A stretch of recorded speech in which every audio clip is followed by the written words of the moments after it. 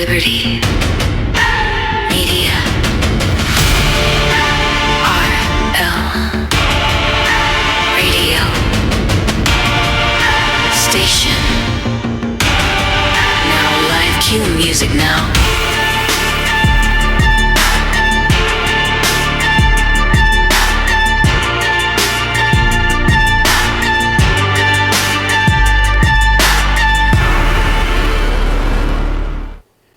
From Spike Cohen on X. If you don't follow Spike, go check him out. He tweeted this out just a little bit ago. Multiple things are true. Jimmy Kimmel hasn't been funny since the 90s. He actively wished for every one of us who didn't get the COVID shot to be refused treatment and die. And besides praying that he repents and turns to Jesus, I really don't care to hear much from or about him again.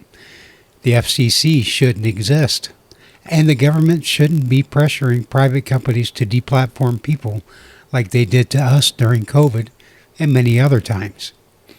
It's pretty crazy how quickly millions of people went from, I'm glad that guy who said things I disagree with was murdered in front of his family, to, we must defend freedom of speech. Everything this government does to one group, it will eventually do to everyone else. That's why it thrives on partisanship. If it can convince the country to split in two and demand that it oppress the other half, it will happily oblige you both. This life is fleeting. It will be over soon. Everything we built will disintegrate to nothing. And what really matters is where you will spend eternity. We are all fallen and unable to enter heaven by our own merits. Thankfully, God provided himself as the only sacrifice that was sufficient to atone for all of our sins. All you must do to receive his forgiveness is to turn to him in faith, proclaim Jesus as your Lord and Savior, confess your sins, and repent for his forgiveness, and give your life to him. If you do, it'll be the best decision you ever make. I pray that you do. Regardless of whether you're a religious person or not, whether you follow God, Allah, a tree, a dog, a cat, the points he makes are pretty well right there and true. You don't have to believe whether there's an afterlife or not. What you have to believe is that we're humans and we're not here forever. We are not perfect, and we can never be perfect, and we will never be here forever. And it's up to us to take care of each other, care for each other, have some love, show a little respect. It's not hard, people. And that's what we need to do. In case you haven't noticed, I'm back with a live one. Here we go.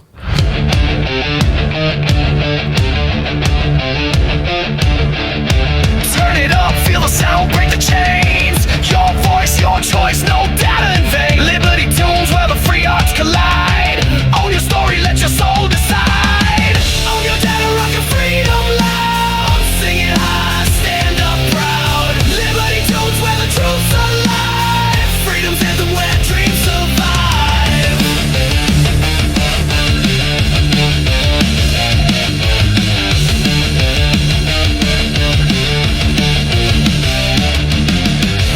Yeah, it was fun. I did not do a live episode last week because I fell asleep. I'm apparently an old man now, so I need those afternoon naps once in a while. The intro there, I'm not going to be a Bible thumper. I'm not ever going to be a Bible thumper. But I will say that the one thing that has always I find interesting is whether you believe in God, a higher power, Gaia, Allah, whoever, big G, little g. The one thing that we as humans throughout history, no matter what point in history, we've always had to believe that there was something bigger than us. And the one when we stopped believing that there was something bigger than us was usually when our society went to hell in a handbasket. Because we would think that we're, as humans, we would think that we are the ultimate. There's nothing better than us. And when we think that there's nothing better than us, we really fuck things up. So whether or not you think, or want to think, or want to believe, you just might want to. Whether you think it's your what is Mr. Spaghetti Monster, or whether you want to believe in the magical guy in the sky. That's another thing I've never understood. There's some atheists that make no sense at all. They will sit there and say, Bigfoot's real, or the Slender Man's real. There's ghosts. There's UFOs. There's aliens. They'll say everything in the paranormal is totally possible. But a magical dude in the sky, that's not possible.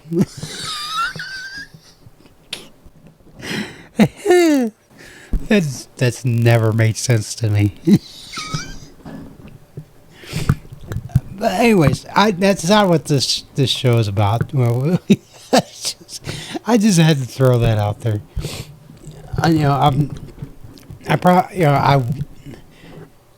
Me honestly, back in the day, I used to be not the big, Bible thumper type guy, but I still do believe. I just, I don't live my life by it, obviously. But, I probably should. My life would probably be better, actually. But, anyways,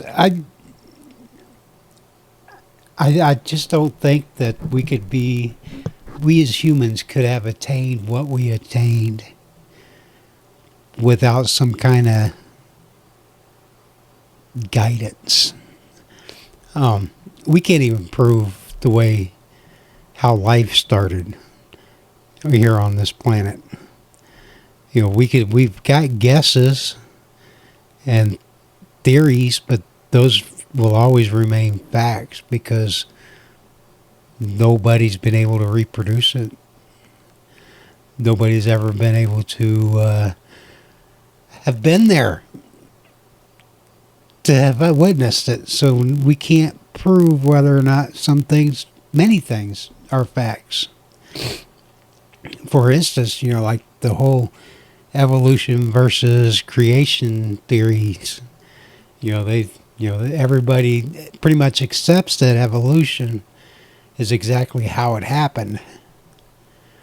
But the evolutionary theory pretty much screws its own theory in order to make things happen.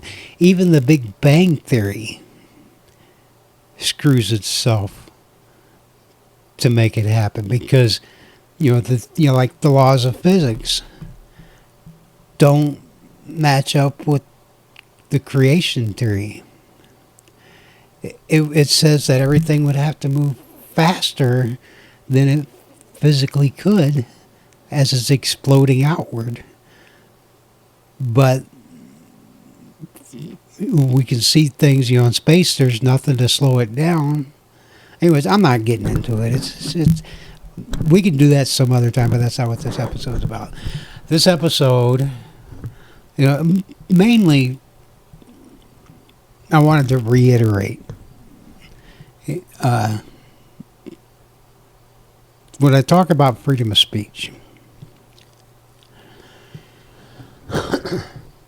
When I say freedom of speech, like this came up in the Matrix chat the other night. So, allowing one form of speech while not allowing others is the definition of censorship. So, like, if somebody wants to throw out, start throwing racial slurs around, that's on them. They got every right to say that. Whether or not you can say it in somebody else's house, like some Matrix or Discord chats, or generally in public. People will say, no yak, no racial slurs in this public space. To me, that's not a public space. That's, up to them. That's their house. You have to abide by their rules. On the Liberty Tunes Matrix, I said it was free speech. It is, the only rule I have there is no porn. And so when I say free speech, lay it out there. I don't care. But see, the problem is when you allow one form of speech and not allow others, where do you draw that line and still call it free speech? If you're talking racial slurs, do you allow racial slurs for blacks and not for Jews? Or do you allow racial slurs for Jews and not blacks, or the alphabet crowd, or frickin' Brits? Name your favorite racial slur. Where do you draw that line on allowing one over the other? If you do that and you allow one over the other, you are basically saying that you just agree with one over the other, and you end up like our Matrix space. You end up building a walled garden of people that just reinforce their beliefs. Nothing gets challenged. You can't grow as a human or a society if you're never challenged. And you're only taught or see one thing. You're never learning. You're never growing. You can, as humans, we make mistakes constantly, and we have failures. And that's how you learn and how you grow, is you fail and you do it again. To try to eliminate failure, mistakes, and the only way really to eliminate failure and mistakes is to keep failing and making the mistakes. You can't grow without it. It's not possible. So that's why over in the Matrix server, the well, shoot, I thought this knob made me louder. I guess not. Oh, it is the microphone gain. Did I get louder? Check, check, check. I think I did get louder. Hopefully it's not like sounding like shit now. Anyways, I got a bunch of tunes I want to play today. I've got... Where's my playlist?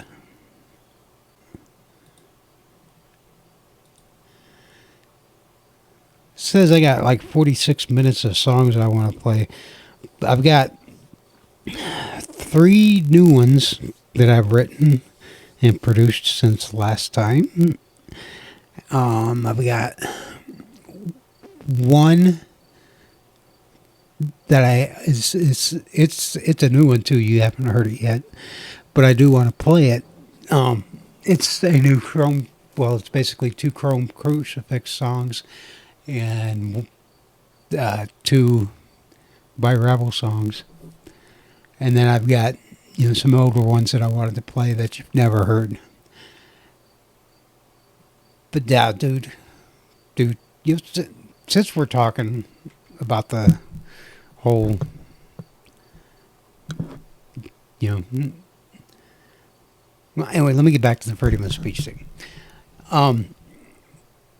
For instance, if it's like, a racial slur or something like that, if you don't like a person's conduct, that they're holding themselves in a public place, you have the right to engage with that.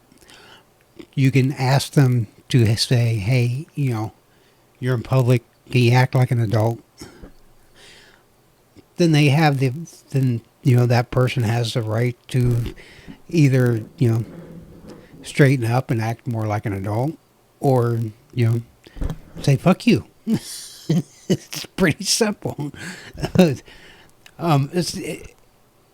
It's the thing is that one person does not have the right to restrict another person's right to free speech, even if they don't agree with it, or even if they don't like it. There's nothing you could say to me or anybody else that should affect that. You have the right to say something, just like the person that says, fuck you, as loud as they can, standing on a soapbox in the middle of a town square. They have every bit of right to say fuck you in front of everybody there. And everybody there has the right to tell them to shut the fuck up. But you know what? They don't have the right. They don't have the right to physically shut him up. That's not how free speech works. Now, if you're in a bar and you're standing on a table and screaming at the top of your lungs and saying shut the fuck up, chances are you're probably going to go to jail, because then you're in somebody else's place of business that they own. That is not a public space. It is privately owned, and the owner has every right to kick you out or have you arrested for being drunk in public. Not that I would know anything about that. When I say I believe in free speech for all, that's a hill I will die on. And I do not care ever who gets offended by my words or somebody else's words. There's nothing that's ever going to sway me from that. A person's actions will speak louder about their character than the words that come out of their mouth. Because their actions will usually tell them, and will usually tell what their true intentions are. But when it comes to the whatchamacallit, my Matrix server, the only way someone will ever get a ban or a boot, kick out, whatever, of the server, at least for me, might be one of the other admins, but they've got to clearly only be there to cause hate, division, discontent, and strife in the community. That, or they show porn, especially kiddie porn. You will be banned within seconds. not and probably be hunted down and thrown into a fucking wood chipper too, because I don't fuck around with child predators. No, that's just wrong. You're robbing the life of a child. You need to die.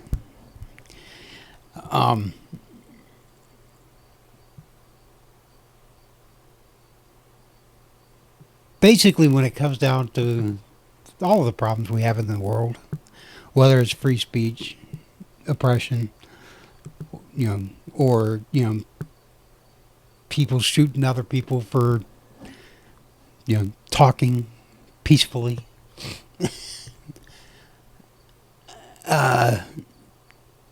There's three things the world needs more of: responsibility, respect, and love.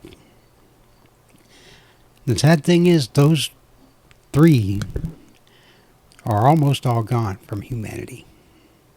Here's that brand new one there from Chrome Crucifix. Shadows of Empathy.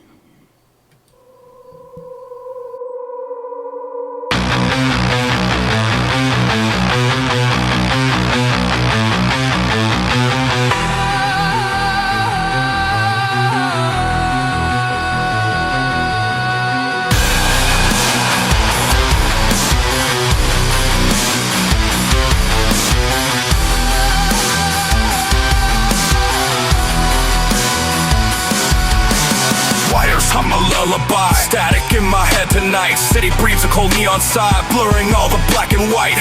Another data stream, another ghost in the machine, searching for a human gleam in this chrome and concrete scene. My own reflection, a pixelated blur.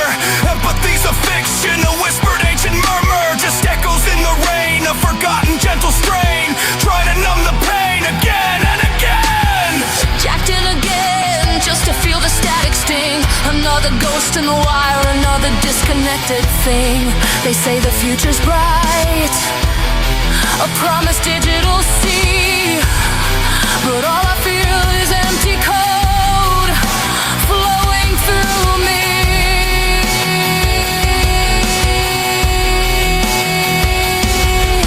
My memories are shared drives, my feelings they're corrupt.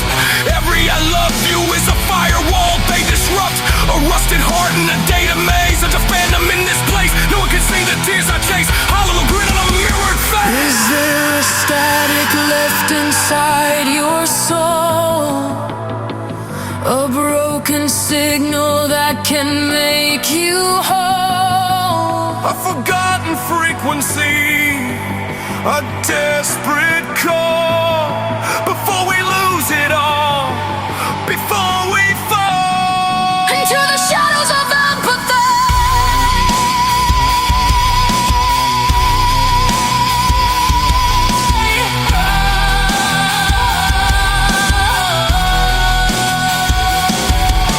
The data burns my fingertip, a cold and foreign touch. I try to trace a memory, a feeling that I miss so much. Just a hologram of your face, a ghost inside the code. My heart's a rusted circuit board, a heavy silent load. They offer solace in a chip, a smile it's guaranteed, but all I feel is emptiness, a fabricated need. I'm just a glitch in the program, a bug they can't erase, but my empathy's the virus, a sickness in this place. Is there a static left inside your soul?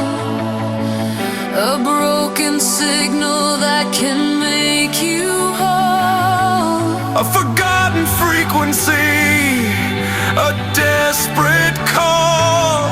Before we lose it all, before we fall into the shadows of empathy.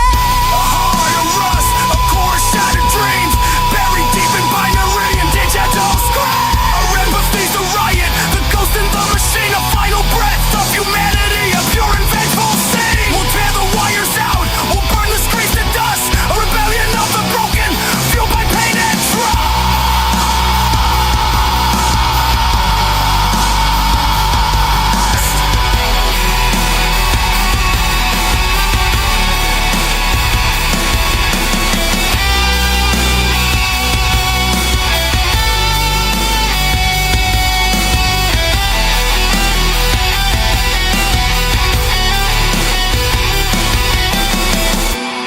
Remember the warmth of a face, not a screen.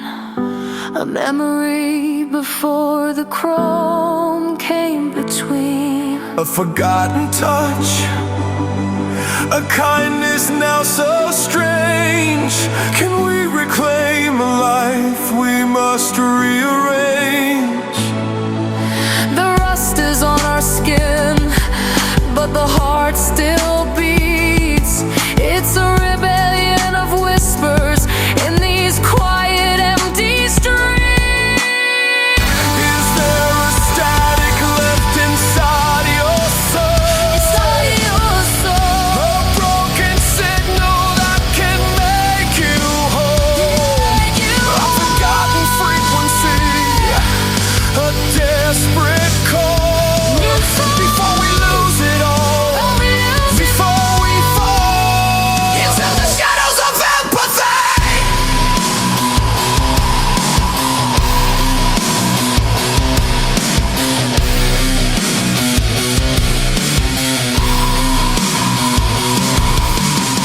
A heart of rust, a core of shattered dream, buried deep in binary, in digital screens. Our empathy's the riot, the ghost in the machine. A final breath of humanity, a pure and vengeful sea. We'll tear the wires out, we'll burn the screens to dust. A rebellion of the broken, fueled by pain and trust.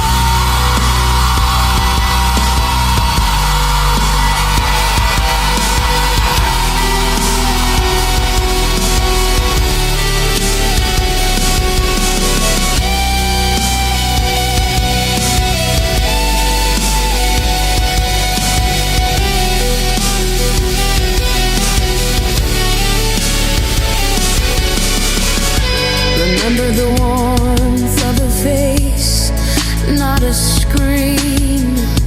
A memory before the chrome came between. A forgotten touch, a kindness now so strange.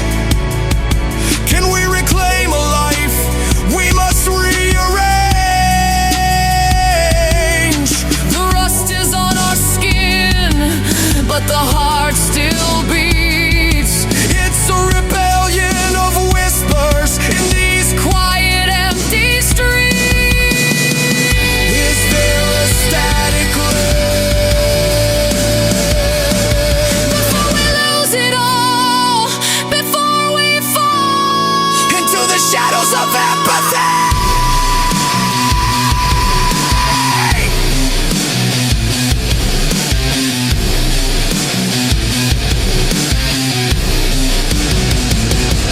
A heart of rust, a core of shattered dreams, buried deep in binary, in digital screens. I wanna dismember you, the gift to be a shade. Send a pain, spoken word and be a clue. Fiction.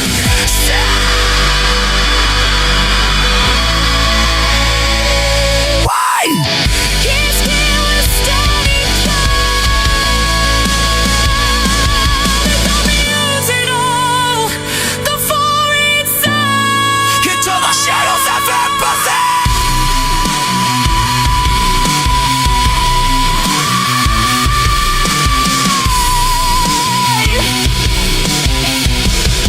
Into the shadows of empathy.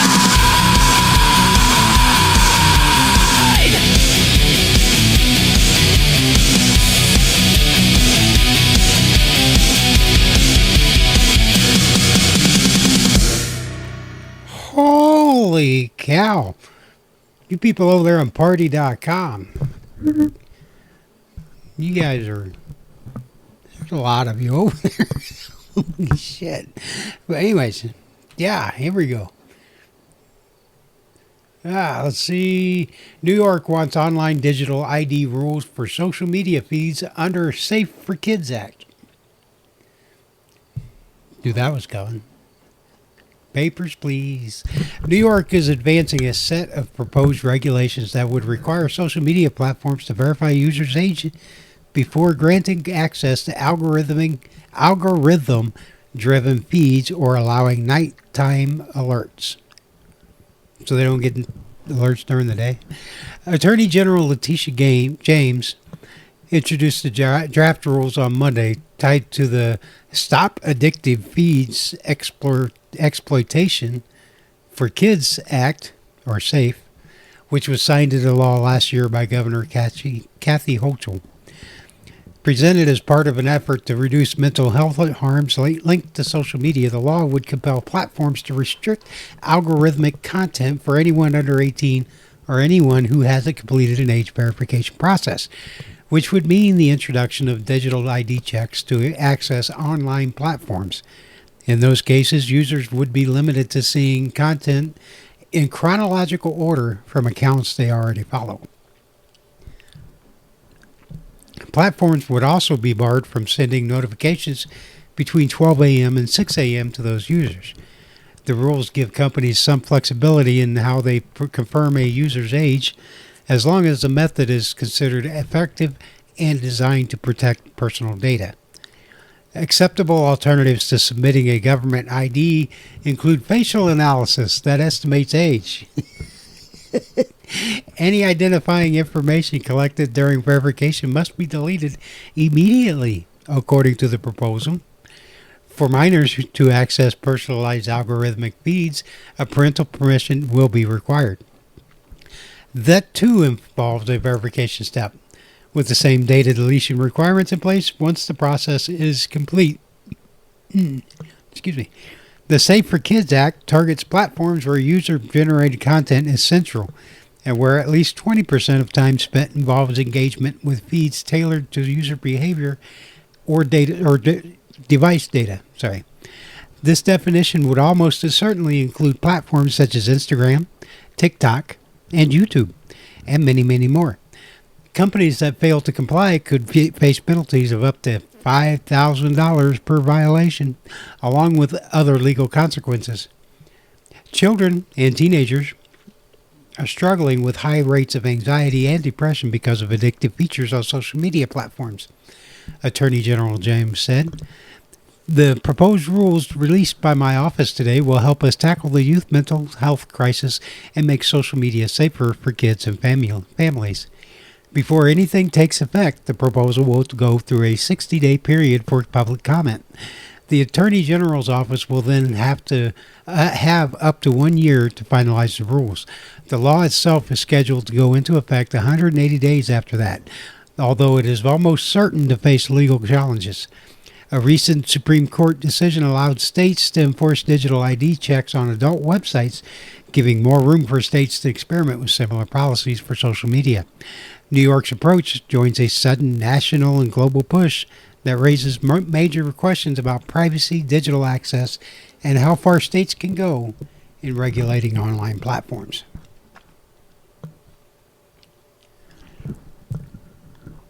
It's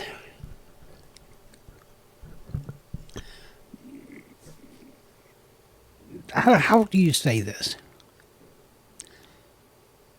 Bullshit. I'm not saying, kids need to be protected. That's true.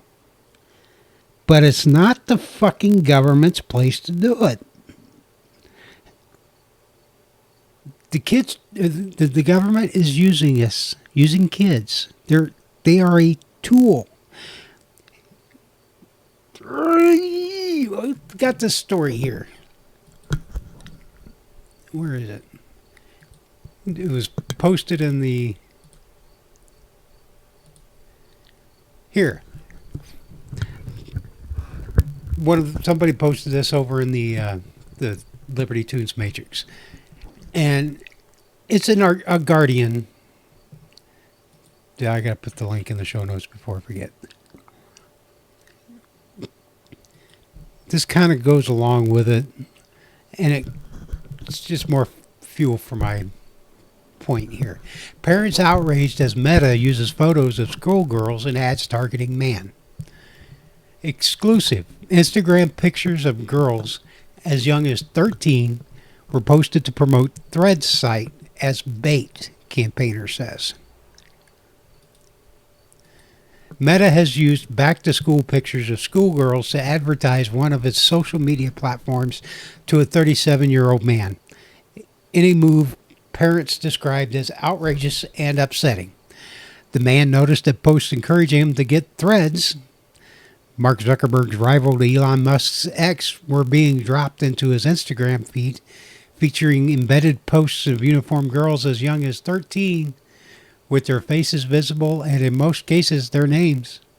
The children's images were used by Meta after their parents had posted them on Instagram to mark their return to school.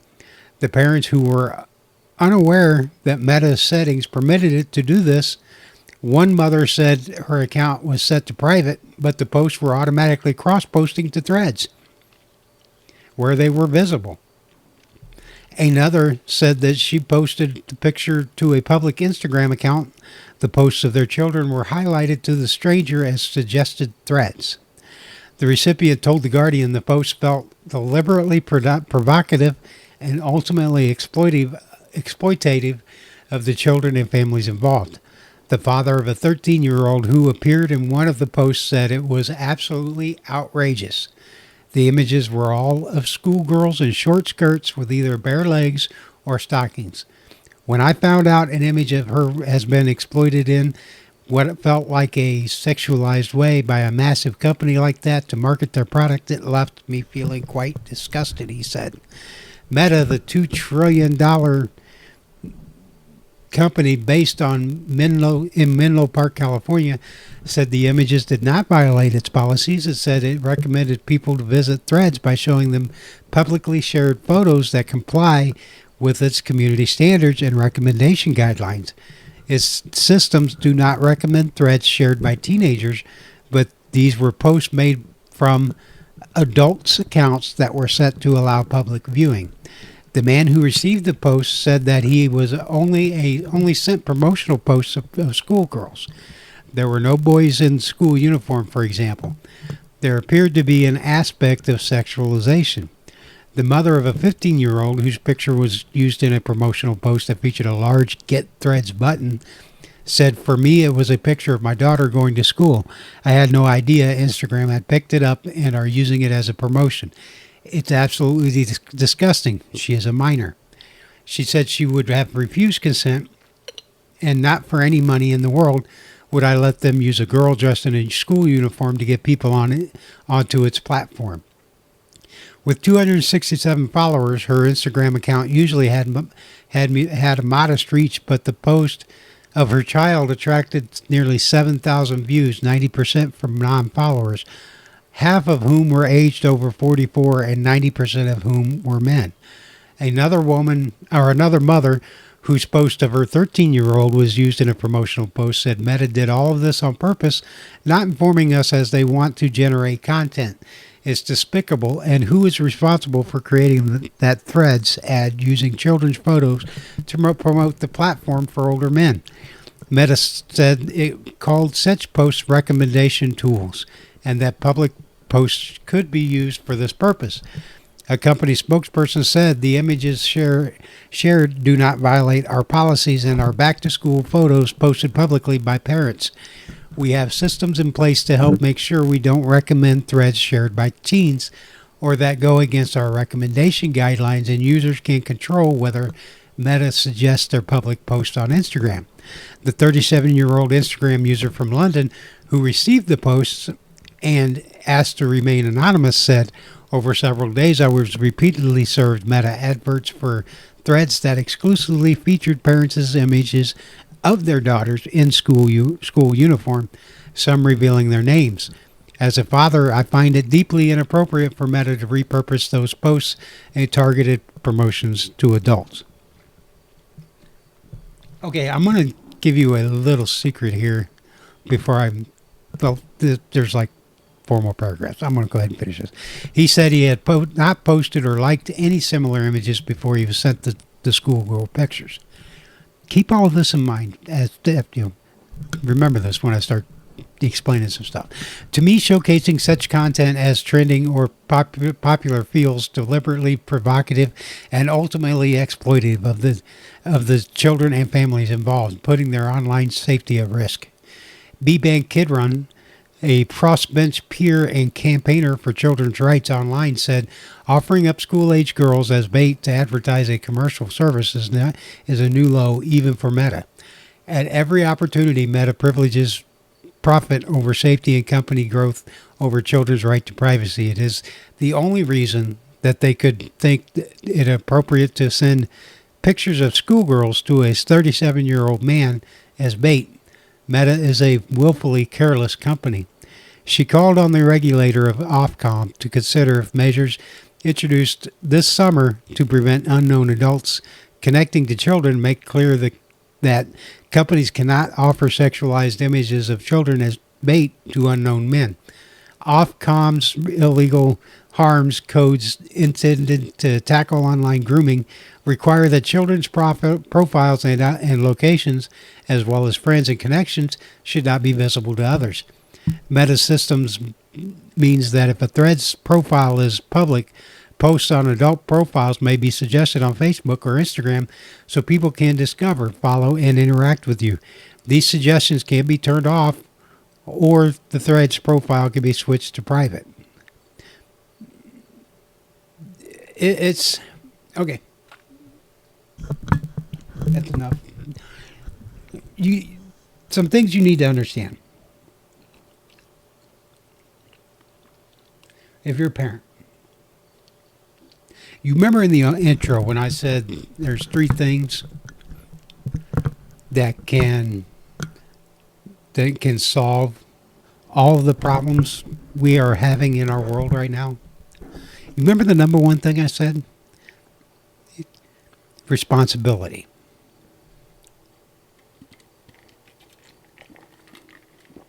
And you're thinking, I'm talking about Meta. No, I'm not. I'm talking about the parents here, the adults. Every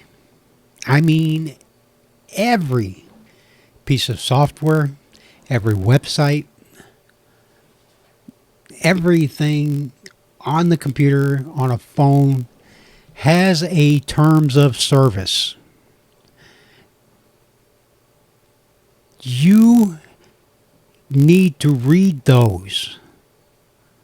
Don't just scroll to the bottom and click OK or I agree. Because I guarantee you, I know Meta does it, but in their terms of service, anything you post on anything that Meta owns, they take the rights of whatever you post.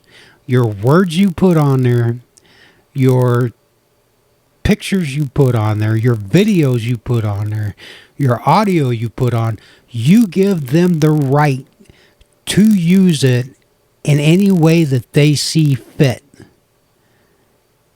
That means not just your selfies, your dumbass bad hair days when you get out of bed and you take a selfie, your birthday parties, your 1-year-old's first birthday, your 5-year-old's 5th birthday, your kids graduating from preschool, your kid graduating from kindergarten, your kid graduating from all the way up to college. Any picture you post, whether it's of you, your dog, your cat, your fucking ferret, your next door neighbor's car, you gave them rights of that picture or that video or whatever it is you posted, the words you put on there. You authorized them to use your personal data, your personal shit for free. Any way they see fit. If you're a parent and you're taking pictures of your kids, of your daughter wearing a super short skirt and her ass is hanging out, and you post that fucking shit online and it gets used like that, that's you. That's on you. That's not fucking Meta. Meta's a whole different thing. I'll get to them in a minute. But you are the front line. You're the one that's supposed to be protecting your kid. You don't want your kid's pictures, your young kid on fucking line for any fucking creep to get a hold of. I don't give a shit how great you think you're of a parent you are. You are a piece of shit. If you're posting that kind of stuff online and then getting upset and saying, well, they no, read the fucking terms of service. Everything online has it. Every fucking piece of software you use, every piece of fucking website you use, it's all got a terms of service. Every MP3 you play, every video you watch on YouTube, it's all got a fucking terms of service. And if you're too fucking lazy to scroll through it and actually read it instead of just flipping by it and hitting OK, and then you bitch because you lost something or you got, it's on you. I agree that the company shouldn't be doing that. And I agree that they don't, this is my biggest gripe that I had. My first gripe I had with Facebook was no matter what you posted on there, they could use for their own promotions or whatever they want to. And they don't owe you shit for it. And now people are, now they're asking a government to protect your kids. How about you don't put your fucking kids online? I know it's fucking hard in this day and age, but there are parents out there that don't allow their kids online until they're like 16 or 18 even.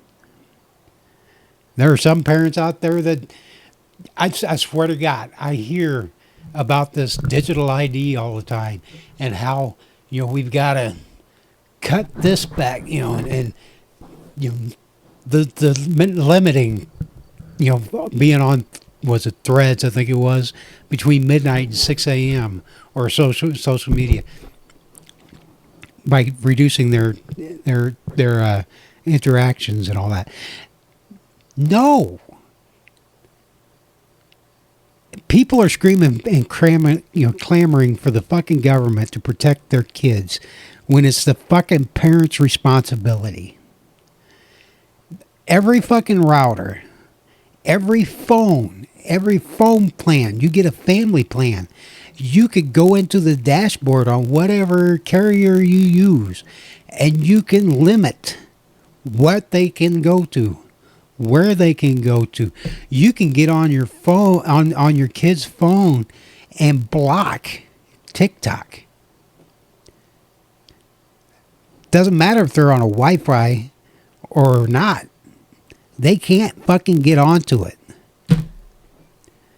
You can do the same shit on your Wi-Fi router and block it for the entire house. You all know this. If you don't know this, now's your chance.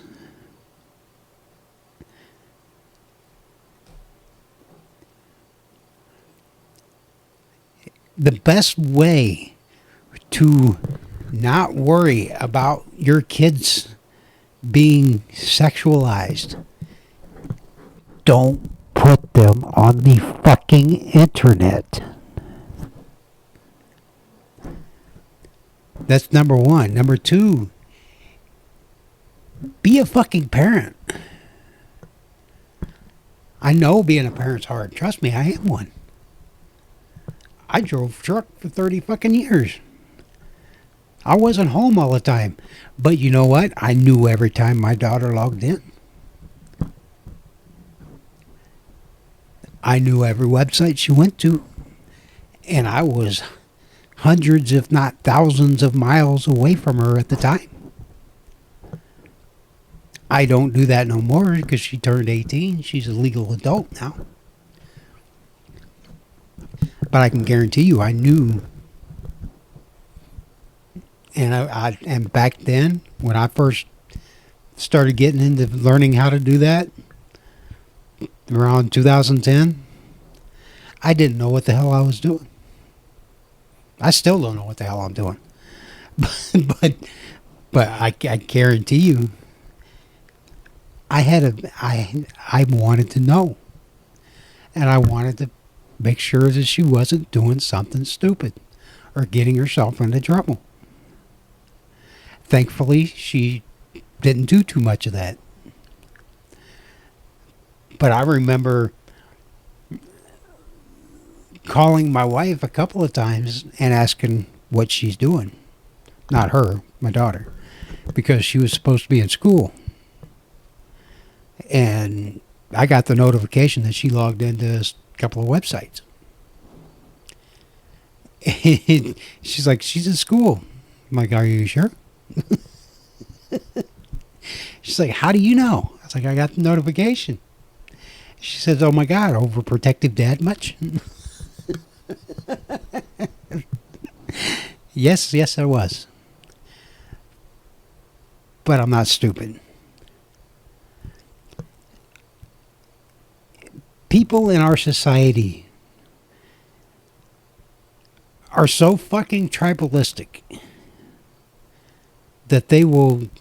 It's not just a left versus right political thing anymore. It's down to they are dedicated to this company, this company, this company. This company's protecting me, that company doesn't. You know, Microsoft, you know, is better than Apple. Apple's better than Microsoft. You know, Android's better than Google. Google is better than fucking iPhone. Yada, yada, yada, yada. They're all big companies. You're a nobody. You're a faceless slave to them. All they want is your data and your money. And if they can get you to pay them to take your data, even better. If they can get you to pay them and use your fucking content or your pictures, your stuff, even better.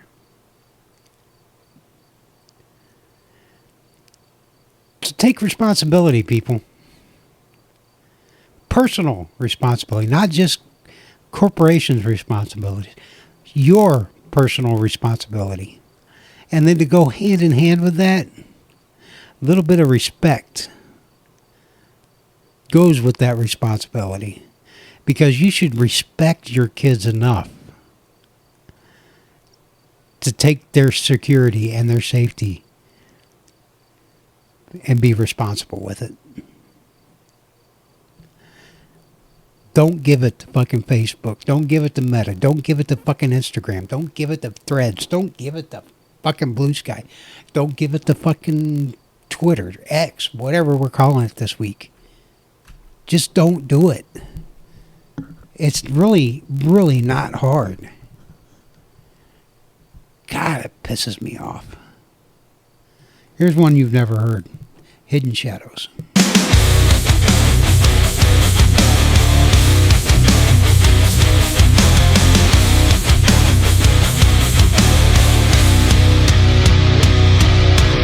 Deep in the tunnels, no light in sight.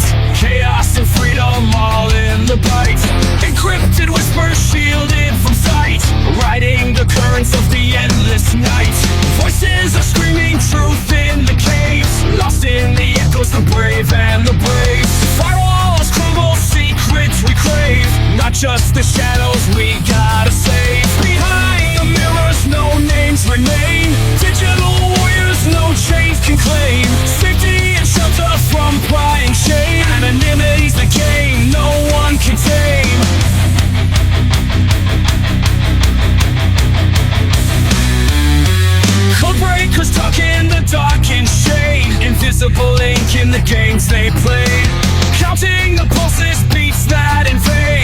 crossing the wires, the paths they've laid. Hide from the eyes patrolling the night, masked by the layers, they fear the sight. Truth in the darkness, bathed in the light, shielded and guarded, always in flight.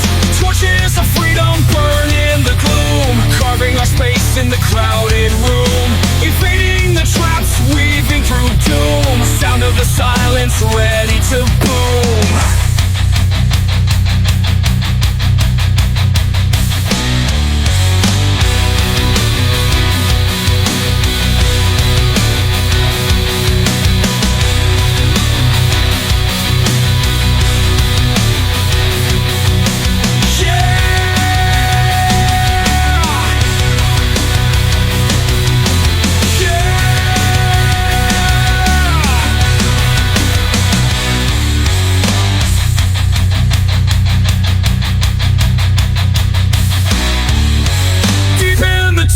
No light in sight, chaos and freedom all in the bite. Encrypted whispers shielded from sight, riding the currents of the endless night.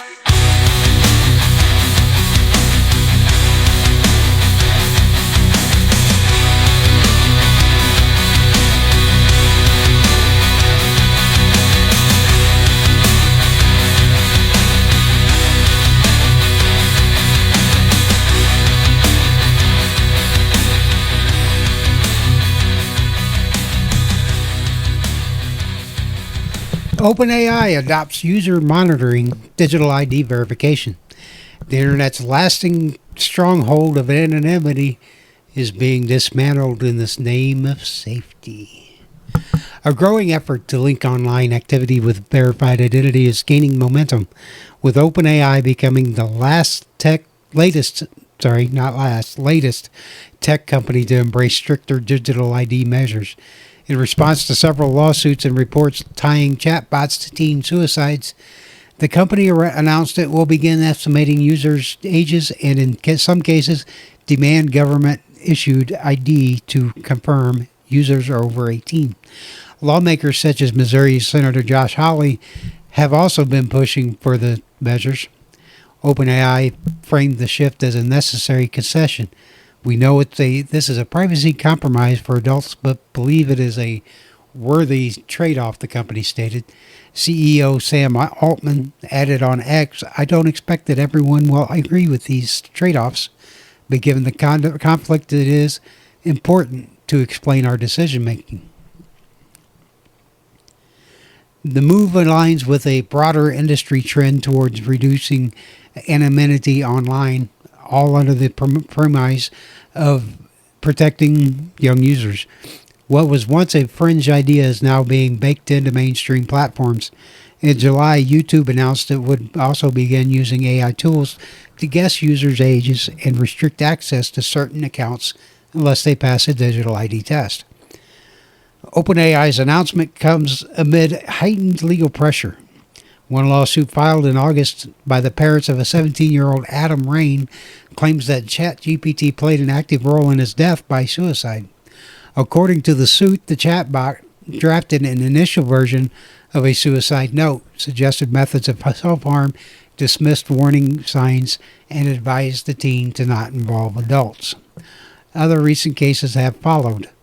In response, OpenAI has expanded its safety measures. After adding parental controls earlier in September, the company has now introduced rules that will restrict how minors can interact with ChatGPT. The changes will go beyond. These changes go well beyond content filtering. Users will constantly be monitored, and when the system suspects a user is under 18, it will enforce stricter behavioral limits, blocking topics related to self-harm, refusing flirtatious or romantic dialogue, and escalating some cases into law enforcement. If an under 18 user is having suicidal ideation, we will attempt to contact the user's parents, and if unable, will contact the authorities in case of imminent harm. OpenAI's leadership has acknowledged the growing tension between maintaining open access to powerful AI tools and preventing misuse. Earlier versions of ChatGPT were designed to avoid a broad set of of sensitive topics, but in recent years, competitive pressure from looser models and increasing political resistance to moderation led the company to relax those restrictions. We want users to be able to use our tools in the way that they want, within very broad bounds of safety, OpenAI said. Internally, the company claims to follow a principle of treat our adult users like adults, while still drawing the line at situations where harm might occur. What's becoming more evident is that privacy is being traded for control. As governments and companies look to prevent online harm, they are turning more frequently to identity verification systems. The push for a digital ID, once pitched as a tool to combat fraud or improve safety, is increasingly being used to regulate access to online spaces, including those that were once anonymous by design. The implications for online safety or online privacy are far-reaching. Excuse me. As more platforms introduce age detection and identity verification, users may face growing barriers to anonymous access, particularly when using generative AI tools. Excuse me. For those concerned about how personal data is collected and stored, the move toward ID-based systems signals a major change in how the internet operates. Again, I get the whole, parents take responsibility, respect your kids. If your kid is suicidal or leaning that way, there's a few signs. And if you're not paying attention to that,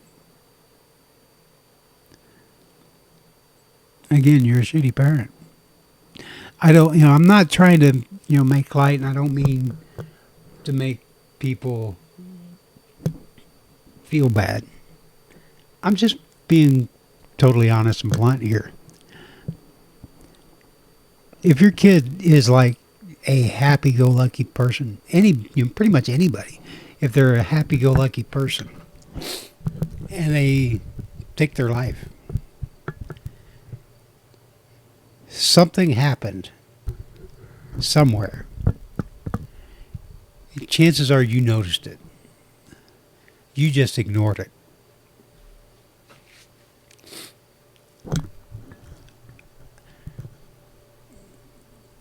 If you didn't notice it, were you really paying attention to your kid? I get that most parents do love their children. But when you love somebody and you notice a change, an ongoing change, and you don't act on it, and they're gone, who's really to blame then?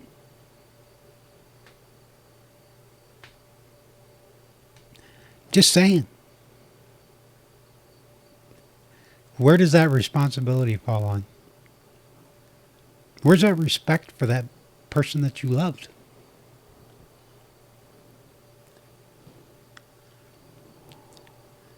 If you love somebody and you respect somebody, you're responsible for them. You have a responsibility to protect them. You have a responsibility to help them, to get them the help that they need. You have the responsibility to help your children. You have the responsibility to make your children better than you. If you didn't, or you can't, or you won't, or you don't,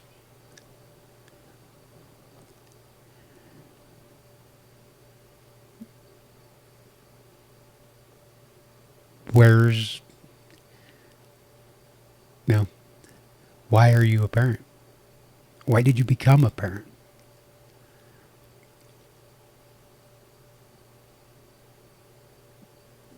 You know, I get tired of the abortion argument, of hearing, well, you know, you can change a woman's body. That's not just a woman's body. There's a child in there too. If you take the right away from that child to have a chance or a choice to live or to die, how does that make you any better? If you can't have the power over your own body to keep your legs shut and not, go sticking things into other people, maybe you don't have any love or respect or responsibility for anybody, even yourself. You can throw out the whole rape thing, but rape's not at an epidemic level.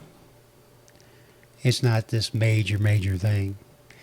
It takes two to tango.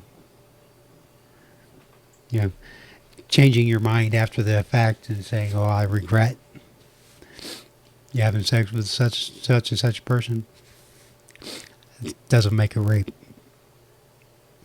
because you chose to be with them. But anyways, I digress. Like I said, love, respect, and responsibility. That's what it takes to change the world. Visa enters the digital ID race. A handshake in Dubai signals a future where identity and payments merge into a single digital layer. Visa and Tech5 have entered a 7-year global agreement aimed at accelerating the rollout of digital identity and payment systems under the broader framework of digital public infrastructure. The initiative, formalized in Dubai, supports a vision promoted by organizations including the United Nations, the European Union, the World Economic Forum, and Bill Gates. No fucking Gates. DPI strategies are being pushed as a part of global roadmap to digitize identity and financial access by 2030.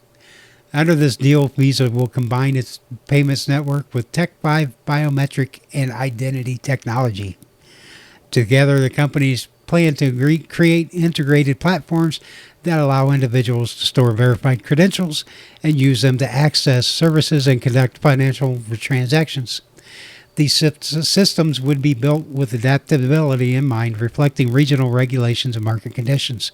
The collaboration will center on developing identity wallets that not only verify trace users, but also include embedded payment capabilities. Tech5 brings AI-powered systems capable of facial fingerprint and iris recognition, while Visa contributes to its infrastructure and global experience in digital payments. Visa will provide strategic and financial support for selected projects. Tech5 will offer the core biometric and identity components. Both companies say their joint work will prioritize data protection under consent and alignment with standards for wallet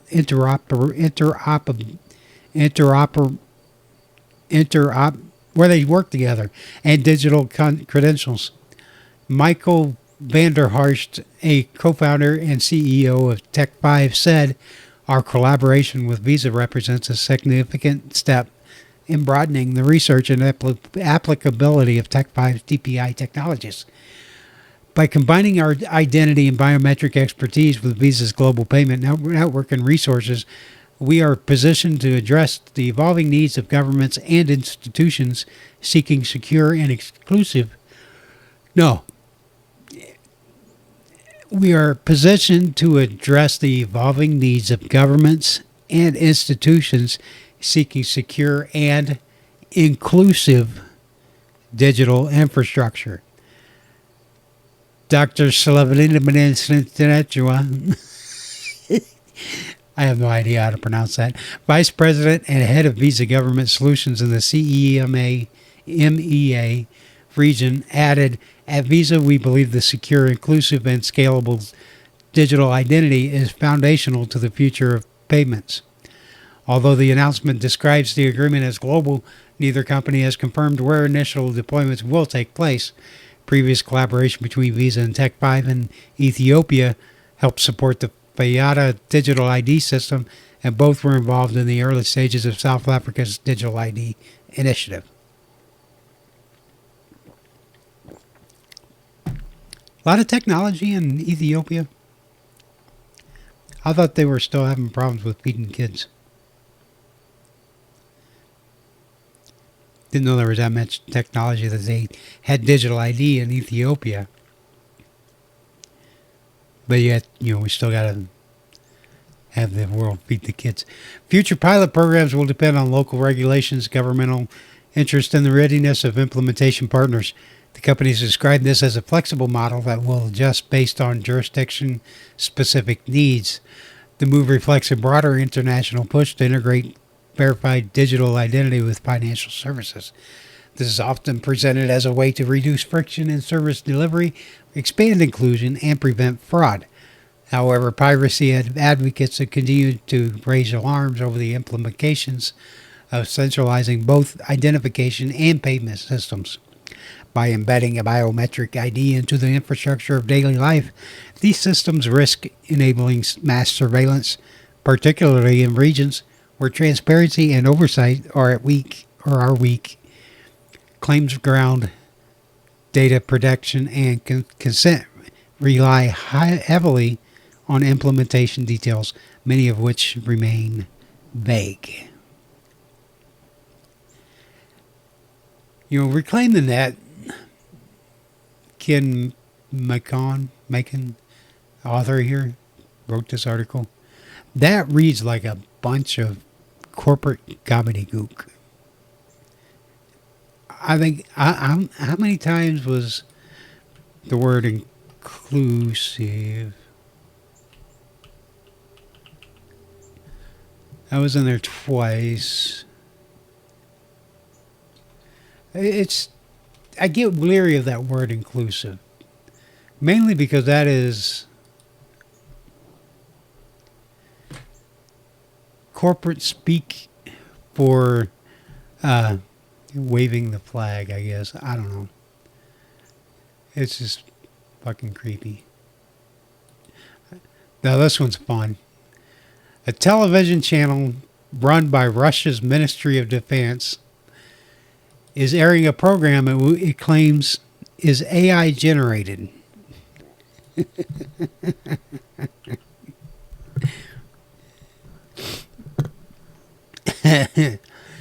According to advertisements for the show, a neural network is picking the topics it wants to discuss, then uses AI to generate that video. It includes putting French President Emmanuel Macron in hair curlers and a pink robe, making Trump talk about golden toilets, and showing EU Commission President Ursula von der Leyen singing a Soviet-era pop song while working in a factory. The show, called Payload Stacker, according to a Google translation, airs every Friday on Zvezda, a television station owned by Russia's Ministry of Defense. It's hosted by Natasha, an AI avatar modeled on Russian journalist Natalia Matina. In a clip of the show, Natasha said that its resemblance to Matilina is intentional. I am the creation of artificial intelligence entirely tuned to your informational preferences, it said. My task is to select all the political nonsense of the past week and fit it in your heads like candles in a little box. The show's title sequence and advertisements show gold-wrapped candies bearing the faces of politicians like Trump and Zelensky being sorted into a candy box. Payload Stacker,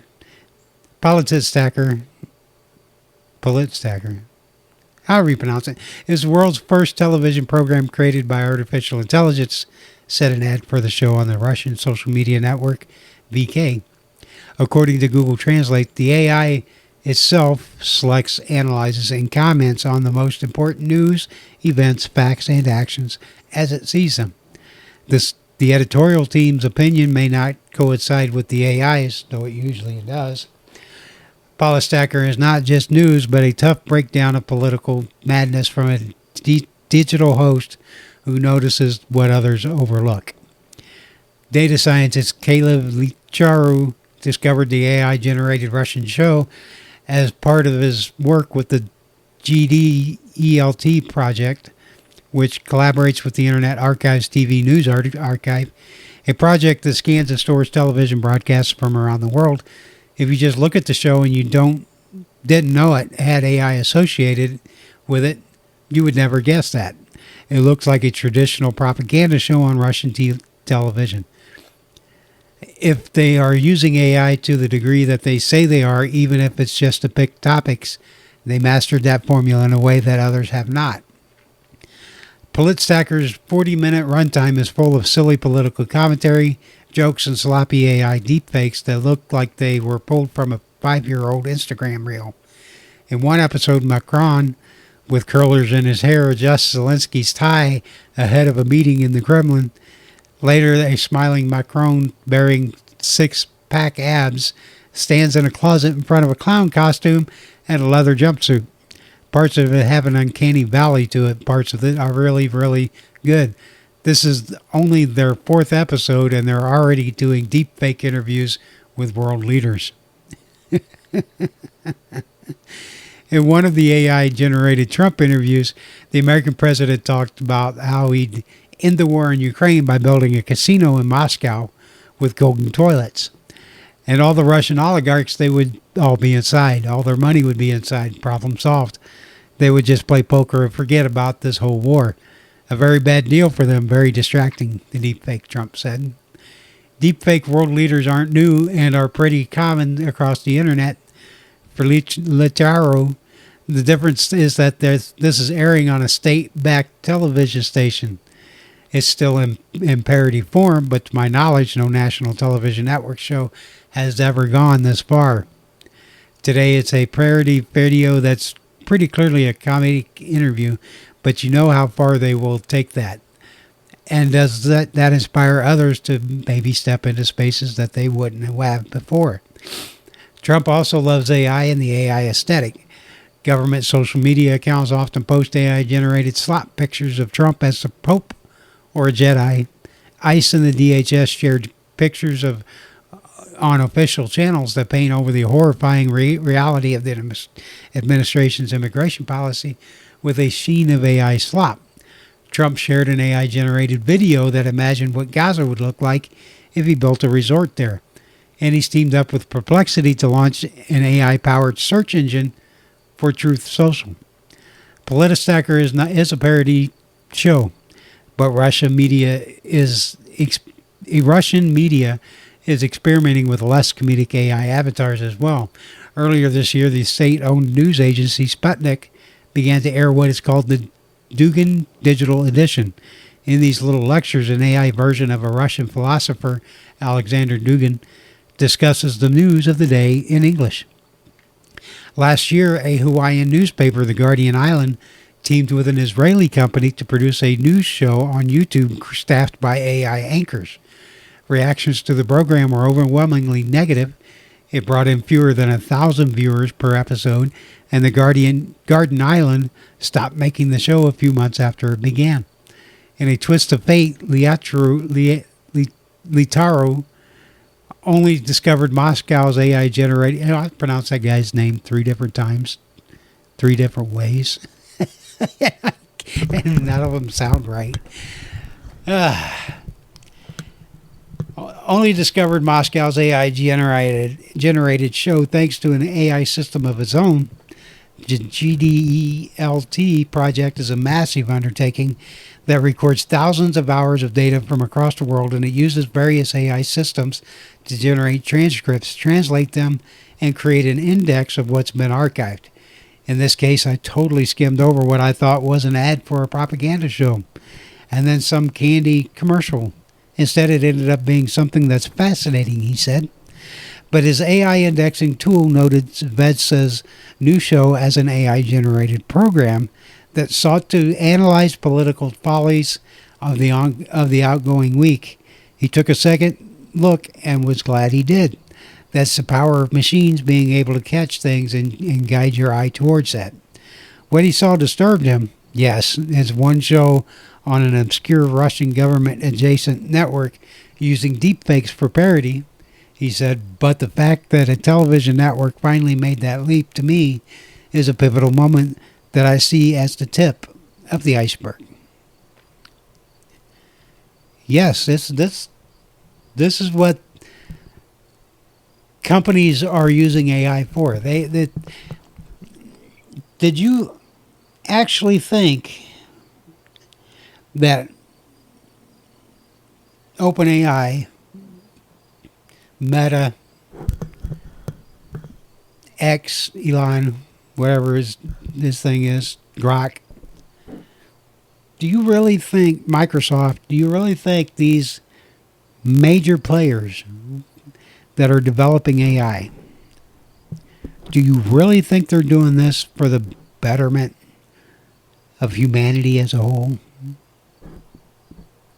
No, they're doing this for the corporations and companies that are going to be using them and paying them to use the AI to replace humans with.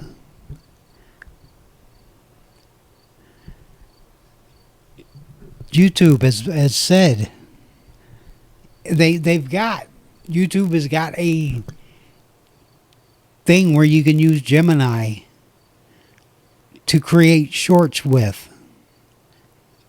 short videos, short form videos. They want you to use that to create videos because YouTube makes their money on advertising. The more videos there are out there, they don't care how good they are or what they look like. They want you to use the AI to create videos that they can, what's the word I'm looking for?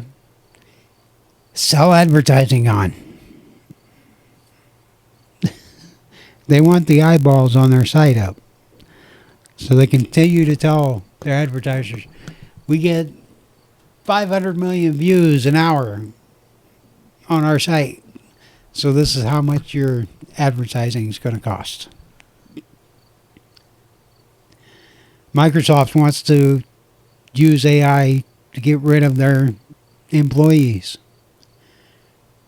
their tech support, they're writing their code for Windows using AI. AI is writing itself.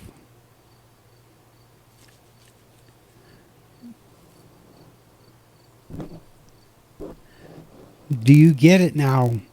They want TV stations, networks, movie producers, movie companies, production houses to use their AI to create entertainment.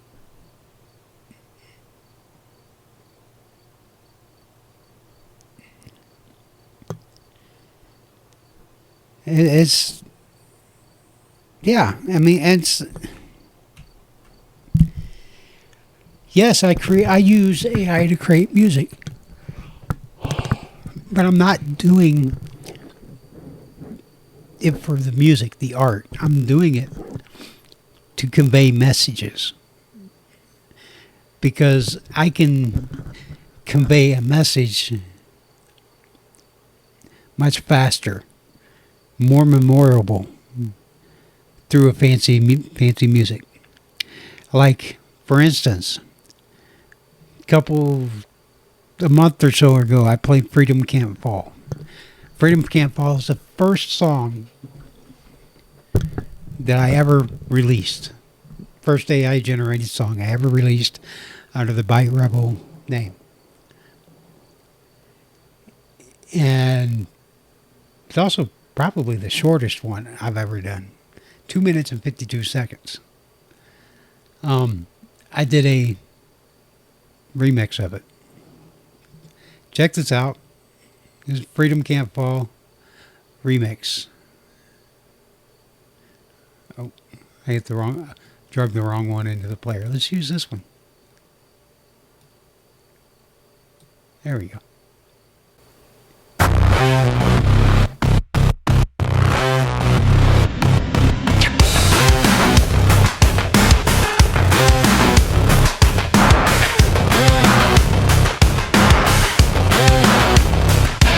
They're watching, they're listening. Every click, every whisper. Big brother's eyes in the sky. Technology's twisted, it's sinister. Corporations with their fingers in the pie. Government's got your rights on the line. They say it's for security, for better control. But freedom's slipping through like a hole. Freedom can't fall. We lose it all. Rise up, stand tall. Before we fall. In the shadows they think we can't see. But we fight for our rights. We'll be free. They feed us lies with a silver spoon. Manipulate data, our freedom's doomed. The news, the laws, all under their thumb. They think we're blind, but we see we're not numb. Every single day, they take a little bit more. They tell us to settle, to ignore. But the chains they're building, the walls they raise, we'll break them down with our voice and our rage. Freedom can't fall, we lose it all.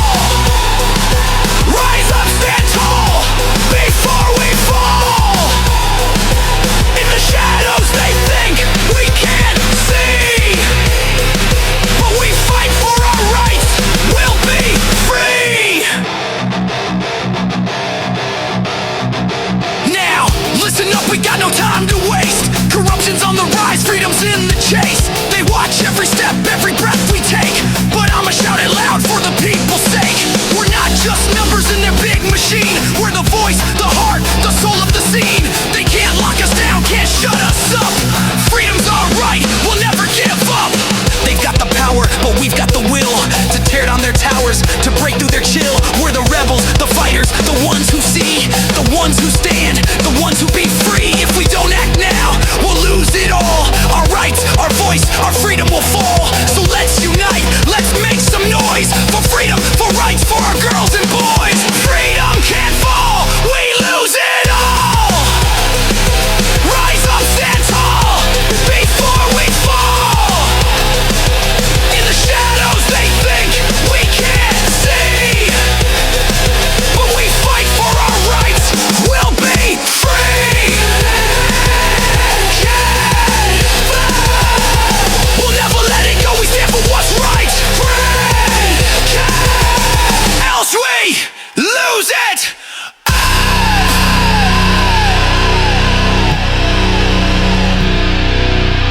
Now that remix was a little longer than the 2 minutes and 52 seconds. Actually, 8 seconds longer. No. 11 seconds longer. Sorry. My math don't math. Because math is hard.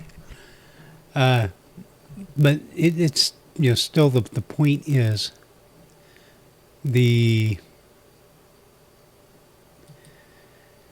what's the word I'm looking for? My point is I use AI as a tool. It's not, I'm not trying to justify myself as being better than, these other things. Because there are people out there that do AI music and try to fool you into thinking that it is an actual real person or real people. But the real use for AI in music, I think, and even video too, is, well, for video, I could see AI being used to bring in audio podcasts to life, with bringing out the person's, not an avatar, but, to bring out the subject into a, hang on. Couldn't reach my bottle. it brings a person's story to life, in a video form. As far as AI for audio, like music, I see it as a tool. First, for inspiration, because as a musician, every musician or artist, even if it's no matter what your form is, whether it's paint or sound, you eventually do reach a point where you've got writer's block, and you just sit there and stare into nothingness and can't come up with anything. That's where AI would come in. It could give you some inspiration. Like listening. If you ever wanted to, if you're an actual real musician, like as a real band, and you want to do, cover one of my songs, or even, claim it as your own, go for it. I don't care. My stuff is out there. There's, I'd say it's, the Creative Commons copyright. I really don't care. If you want to use it. Go for it. The thing that I find interesting that I haven't noticed whether or not anybody has yet or not, but there is, with Suno, you can, if I think if you're a paid member, but you might be able to do it, without being a paid member, you can use someone else's AI persona that they created. Like, you could go grab, Byte Rebel or Mirror Nocturne or Chrome Crucifix and grab one of their personas and do your own song with your own lyrics. Go for it. I would love to hear it. So if you do it, let me know. But that's absolutely freaking awesome. Go for it. But as far as, why I use AI for music, number one, if I wanted to create this kind of music, it would take me literally 6 months to a year or more to write the song, record the song, mix the song, master the song, get artwork made for it, release it. You're looking at 6 months to a year to do all of that. Longer if you're the only one doing all of it. Then you would have to be forced. You would be forced to sell it in order to pay for the way that people, for the people who have worked on it with you. If you use studio musicians, or you used a paid mixing and mastering place. I do all my own mixing and mastering, so Suno's gotten good enough now that I don't really have to do much mixing at all. The mixing I do nowadays, like it's been years, the mixing I've been doing here recently, the last couple of months, is literally mostly mastering. And that's just playing with the sidechain, compression, and EQ, and compressor, and giving the song a overall even sound. I mean, you listen to my music that I'm doing now compared to what I was doing a year ago. The difference is night and day.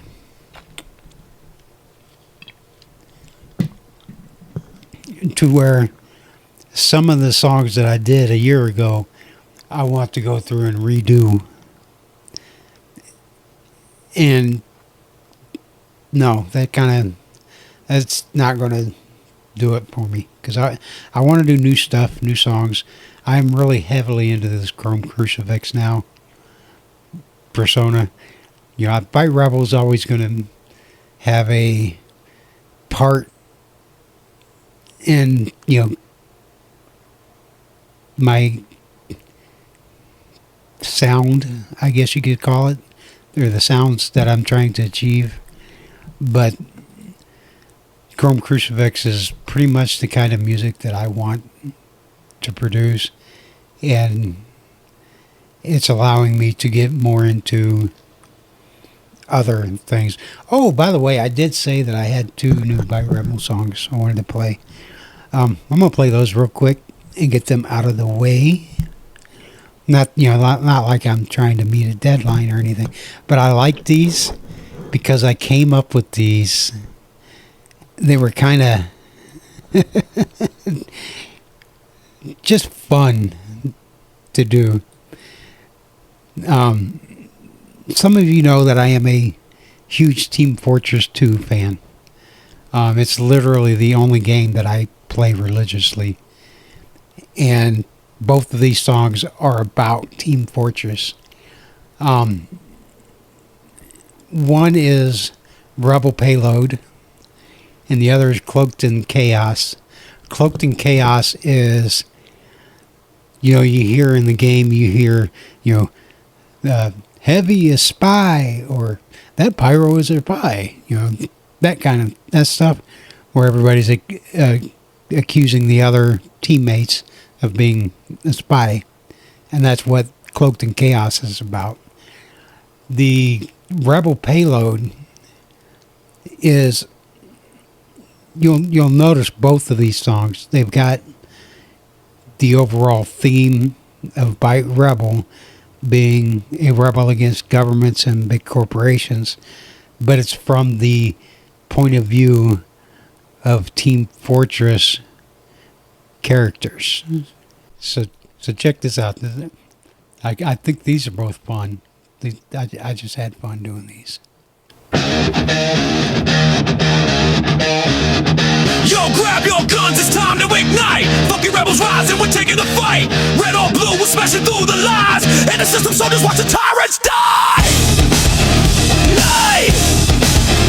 Yay! Yay! Scouts on the run, double jump, I'm a blur. Back cracking skulls, breaking suits with a stir. Spraying through the dust, I'm capping the zone. No government safe when I'm setting the tone. Heavy's got the lead, mini guns, my decree. Mowing down the drones, trying to chain you and me. Medics in the mix, supercharged, gonna blast. We're the outcasts, crew leaving regimes in the past. No kings, no crowns, we're tearing it down. Funky metal rebels, we own this town. Payload's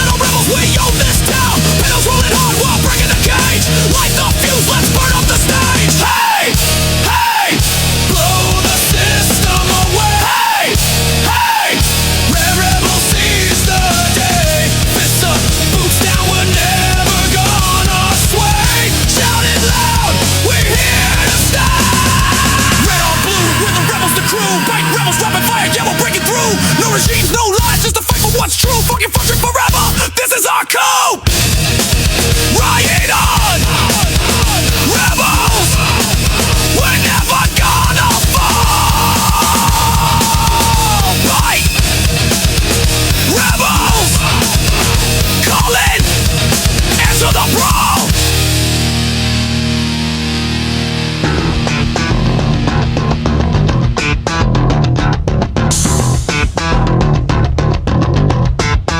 There I go, step into the madness with trust a dirty trick. Funky rebels rise and we're flipping the script red or blue. We're dodging knives in the dark and the system renegades ignite the spark. Scouts racing through the grit, back swinging like a blade. But he's glaring the demo man, your vibe's a charade. That kill's too clean, that smirk's too sly. You're cloaking in the open, you a damn spy. Demo's laughing loud, but his bombs are on edge. Punching heavy, big guys acting strange on the ledge. No one's safe, we're all checking out six in this funky fortress. Mistrust our flex, scout and spy, slipping through the crew. No one's real, so no falling home. Funky rebels, we're smashing the cage. Light the fuse, let's burn up the stage. Rise up, rebels, break the masquerade. No trust, no fear, let the truth invade. Fist high, lies die, we're tearing through the game. Sing it loud, we're free, setting fire to the flame. Heavy's got the minigun, but his eyes are on snipe. But the scope's too quiet, make you a backstabbing viper. Sniper's grinning thin, aims a shot at Angie. Your turrets ain't right, you're hiding something stingy. Angie's wrench is twitching, he's watching barrels glow. Those flames look fake, you're masking what you know. Paranoia's dancing, got us spinning in a trance. Funky metal rebels taking one last chance. Sniper is spy, he's lurking in the sight. No one's safe, we're losing the light. Funky rebels, we're smashing the cage. Light the fuse, let's burn up the stage. Rise up, rebels, break the masquerade. No trust, no fear, let the truth invade. Fist high, lies die, we're tearing through the game. Sing it loud, we're free, setting fire to the flame. Pirates torching past, but medics not convinced. Your mumble sound too sharp, you've been spy schooled since. Medic's got the needles, but his grin's too sleek. Scouts yelling, doc, you're creeping like a sneak. Every step's a gamble, every glance a double take. This fortress is a maze and trust's a big mistake. Funky chaos rising, we're fighting through the fog. Rebels in the fire with the underdog. Pyro is spy, he's hiding in the flame. No one's safe, this down's a deadly game. Funky rebels, we're smashing the cage. Light the fuse, let's burn up the stage. Rise up, rebels, break the masquerade. No trust, no fear, let the truth invade. Fist high, lies die, we're tearing through the game.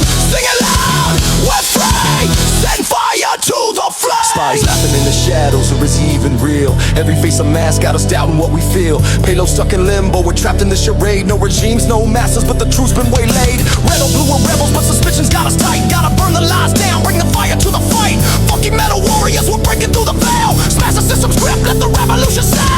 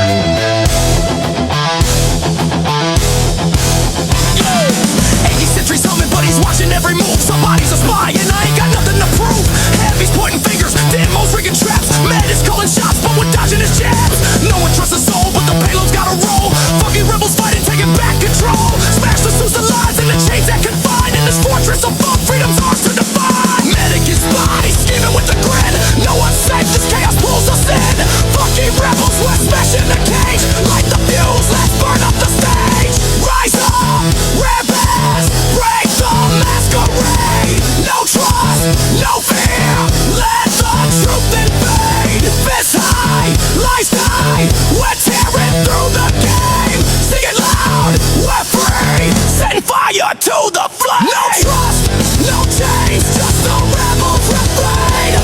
No trust, no change, just a rebel's refrain. No trust, no change, just a rebel's refrain.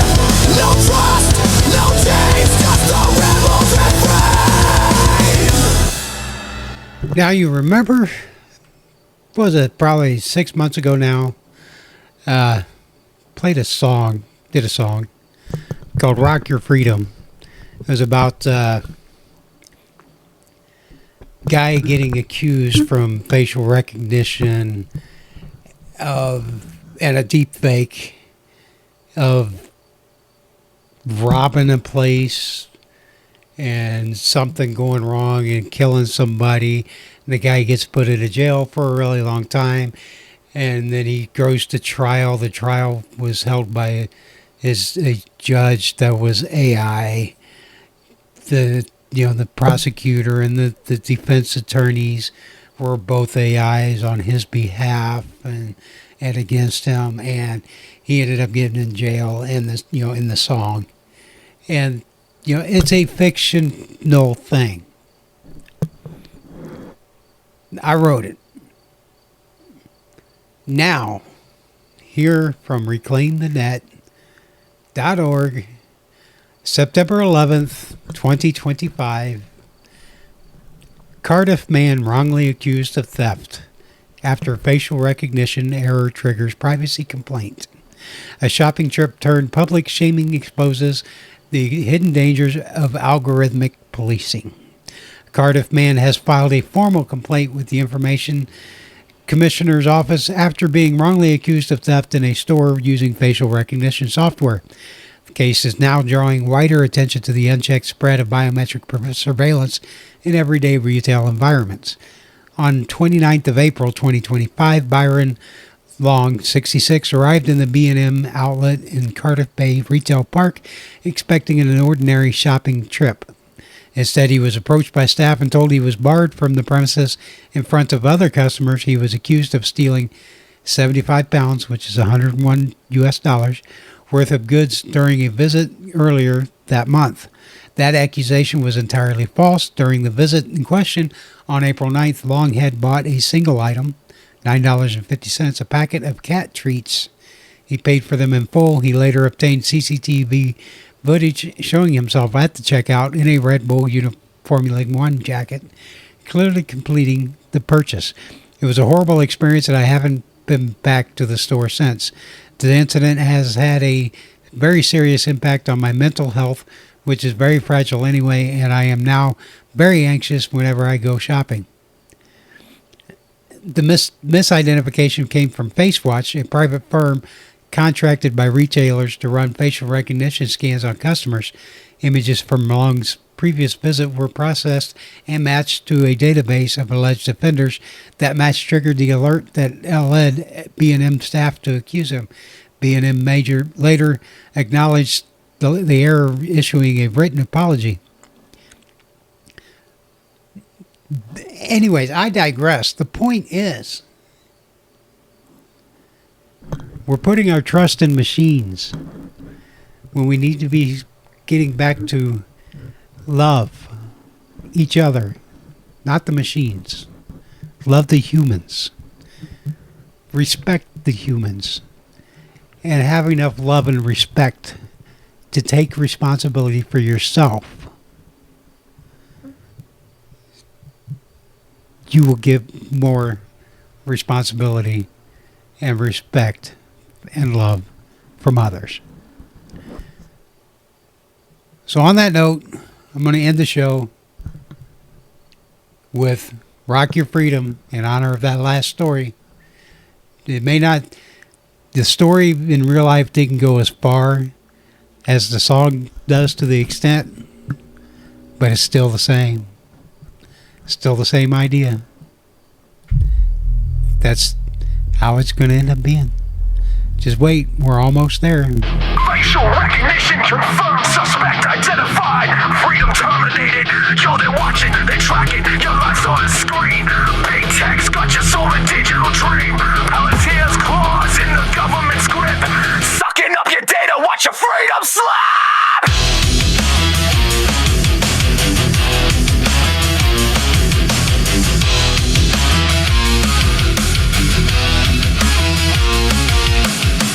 just a man living paycheck to pain. Caught in their web, now they're spinning my name. A deep fake vid, yeah, they frame my face. Now I'm cuffed in the dark, lost in this case. Innocent or guilty, man, that's just a lie. When AI's the jury and the truth pushed aside. Palantir's got eyes in the sky, no shame. Data mining my life, turning hope to a flame. They're in your phone, your text, your late night calls. Every click, every post, they're scaling the walls. Big tech's the judge, the feds pull the strings, while the free man's voice gets clipped like wings. Knocked down and broken, but I still rise. Truth is my weapon, no more lies. Rock your freedom, rock your freedom.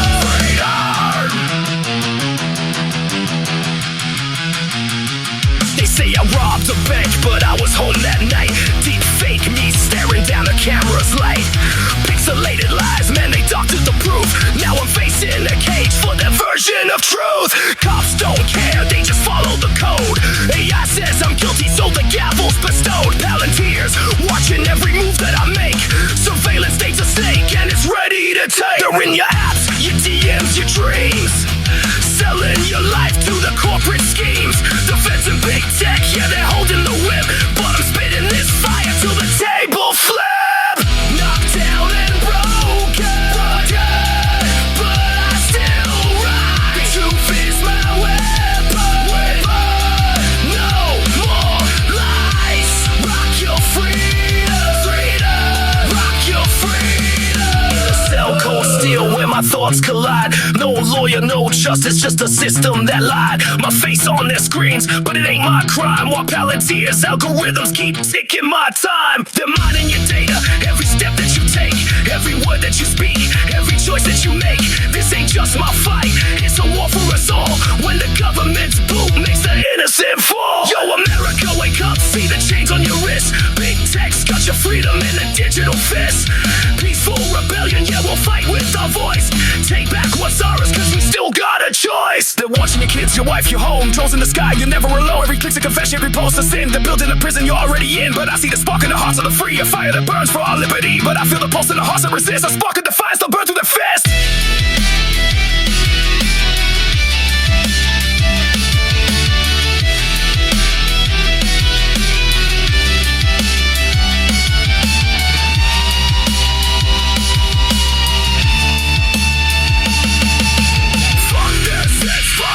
Their lies, we're the rebels with the fire in our eyes. They can't own us, they can break our will. Rise up, people, let's give them hell. Back in court, but the deck's been stacked. AI's the witness and the truth's been hacked. My life's on trial, but I'm holding my ground, screaming for justice, but it's nowhere to be found. They're watching you too, every move in the scope. Palantir's panopticon, strangling your hope. But I'm spitting these bars for the ones who still fight for the dream of a nation that's bathed in the light. This ain't just my story, it's the spark of a flame. A call to the people to reclaim your name. Stand up, speak out, let your voices collide. We're the rebels of freedom, with truth on our side.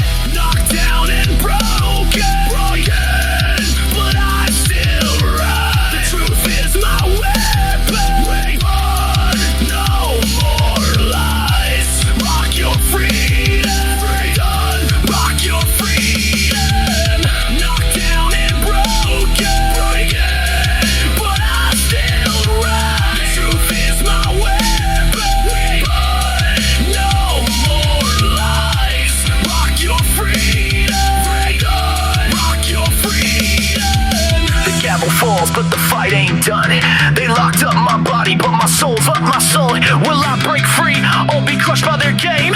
The truth's still out there and it's calling my name.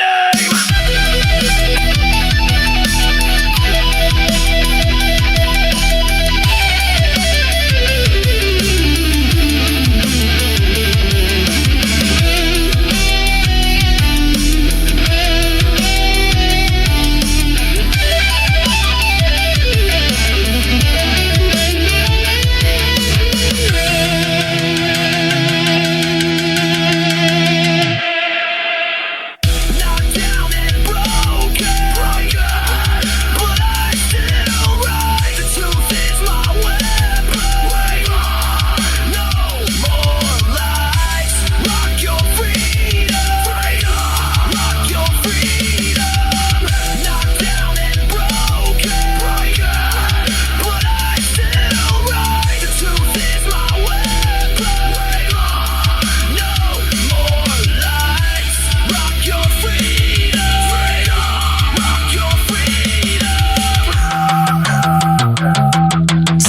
Status: unresolved cases still pending.